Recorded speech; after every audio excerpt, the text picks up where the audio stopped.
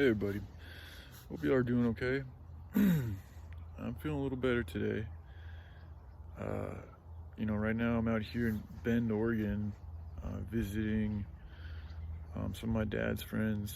So it's been a little bit of a break from Portland, which is lovely because it's got like just tons of rain as usual. So it's nice to be out here in Bend. It's Central Oregon where there's more sunshine, there's less water, and less people too. A lot less people. Um, so it's felt good, because when I'm in Portland, it's a really really bad habit that I've gotten way too used to, and it's just me becoming a shut-in. I just decide to, for the most part, unless I'm working, I just stay inside and stick to myself and watch movies or watch YouTube or read books or write or things like that. Which it's just when that's all you do. Like, you're not communicating with people. You're not. And I live in the basement right now, so I'm like not even in the full swing of the household. So that's just a lot of isolation, and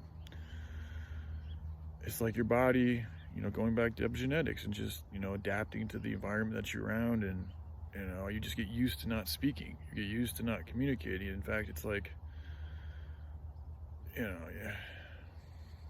it's really a skill. Like, it's just like anything else. Being able to communicate and talk and all that is a skill, and if you don't use it, you lose it. So I've lost a little bit of that skill, but it's just you just got to work at it to get it back. So I'm glad that I chose to come out here and see my dad's friends, and they know all these people up here, and there's this big family gathering. And this family up here that my dad's seeing, or that he has friends with, they're like cattle ranchers, so they're country boys. And just like being around them, I grew up in major cities my whole life, first in Phoenix and then in Portland. So that's, and I've always tried to get out into nature, but I've always lived primarily in the big cities. And it's just interesting to see the difference in people, because they're like the same age as me, but they grew up completely different, and the way that they interact with their parents is completely different. The way their level of purity is outstanding. I was taken aback, kind of like I felt out of place, because I'm like walking with these cats, and they're full of so much love and light, and like it's almost like, is this for real? Like, are you guys really this happy? Like, it's hard for me to be around, to be honest, because I wasn't feeling that happy. So it's like, oh, I don't want to bring you guys down, and I don't want to like try to play along when I'm not really feeling as good as you guys are. So, well, in order for you, if you want to grow, you gotta, put yourself in. Another thing too is, like, I beat myself up thinking like I'm making myself like a burden on them or something like that. And I told my dad's friend a little bit about it. He's like, no, they don't care, man. They're cool. You can come. They're not gonna. It's all love. It's pretty much what he was saying. Like, don't fucking, don't be shameful on yourself, and don't think down on yourself, and don't think that you're a burden or anything like that. Like, these people would love to help you out if they could. When I say help out, it's really just talking. Just communicating, experiencing each other's company. For me, that feels like the most beneficial thing that I can do to help myself get to just a different, better state of being. But yeah, just being around with them, because we wanted to hike to the park yesterday, and so we hiked with them, and my dad and me and my dad's friend, who's his old army buddy from West Point. So like, they have a very large, they've been friends for like 50 years, so it's a huge relationship, and it goes back to them both serving at West Point. So they have that brings them together. And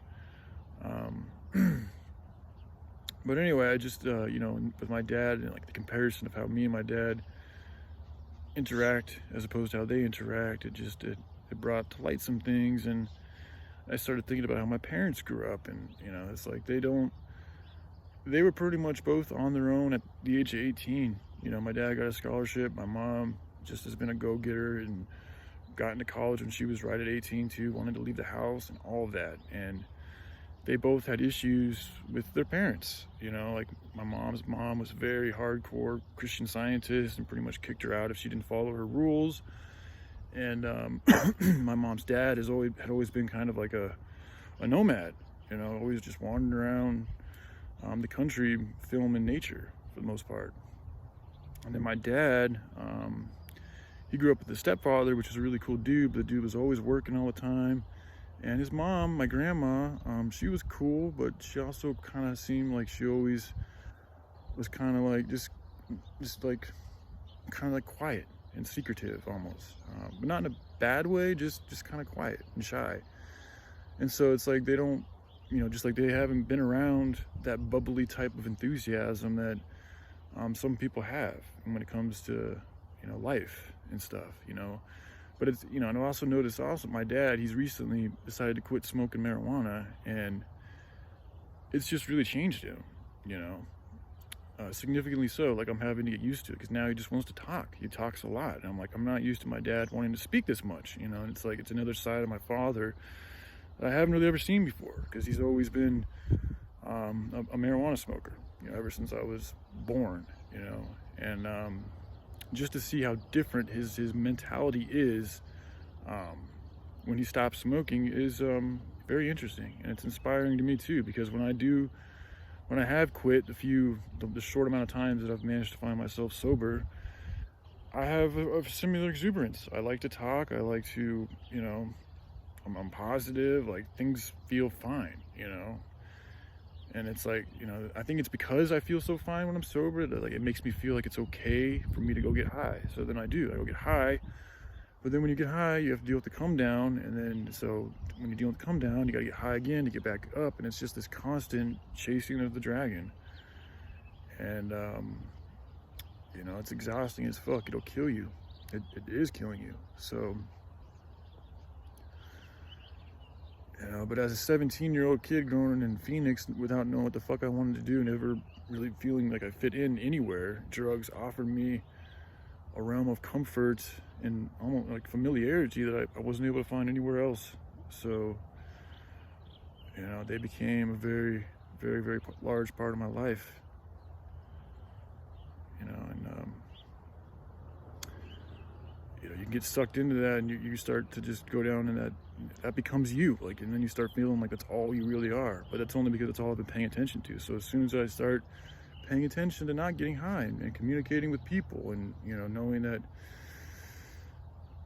things do change, always change, and I'm not going to stay stuck in this rut forever, because that's kind of what I feel like. It's just like I'm stuck, like some type of a anchor is around myself, and I can't move any type of good way, and it's drowning me, it's suffocating, and that's really not a good feeling.